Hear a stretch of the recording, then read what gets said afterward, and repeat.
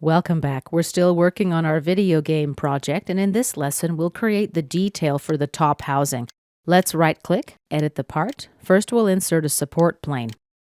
Let's go to Insert, Reference Geometry, and select Plane. We want our new plane to be parallel to the top plane, and it'll go through this point. Click OK. Now let's right-click on our plane and insert a sketch. Activate the 3-point arc tool. And let's place our arc about here.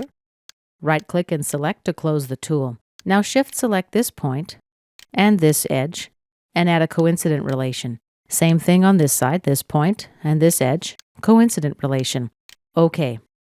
Let's add a construction line now.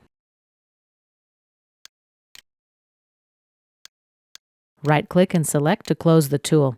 Select the construction line and add a vertical relation. And let's apply some dimensions to our sketch.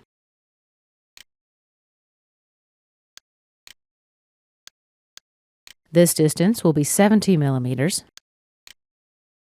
Okay, and this distance will be 20 millimeters. Accept.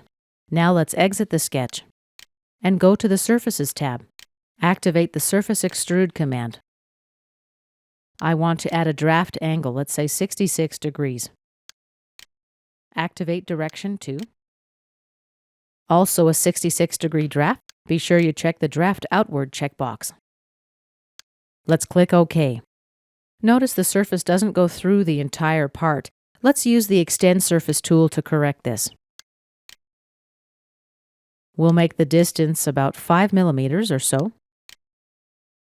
And I'm going to select this edge and click OK.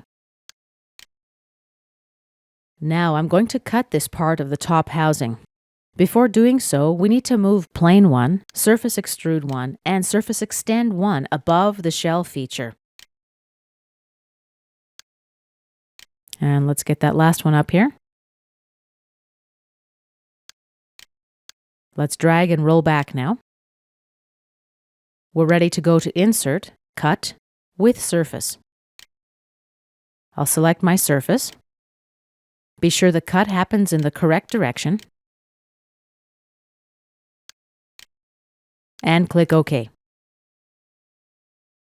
Let's hide the Surface Bodies folder. Right-click, Hide. Let's roll back now. This lets us see if we have any conflicts with the shell feature. Looks good. Let's roll it back up. Now let's apply some fillets. Activate the Fillet tool and select this edge.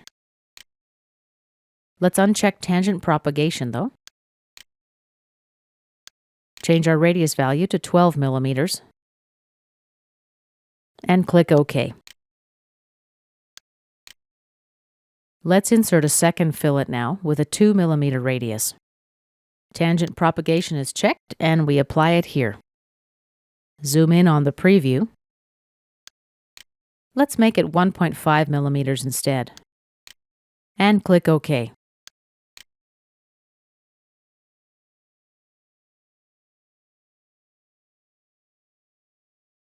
Looks good. Let's roll back. And now let's exit part editing mode. Take an isometric view. This concludes our lesson about creating the details for the top housing. Next, we'll be spending some time working on the dial pad.